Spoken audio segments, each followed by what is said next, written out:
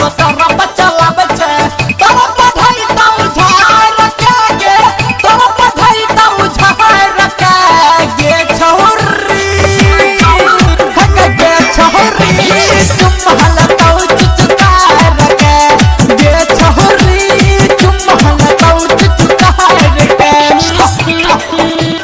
Music by DJ Umesh शुक्रिया बाजार। मारत झुमका हिलक झुमका मोहना अपन खहलै छै हिलच कमर एन कहर जन मगन में चलै छै जन मगन में चलै छै।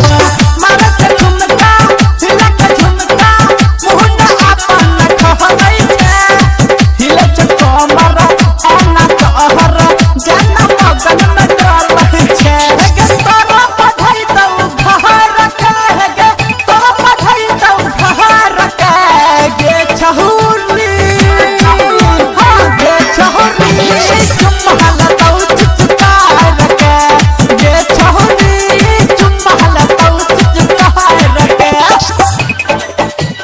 म्यूजिक बाय डीजे उमेश शुक्रिया बाजार।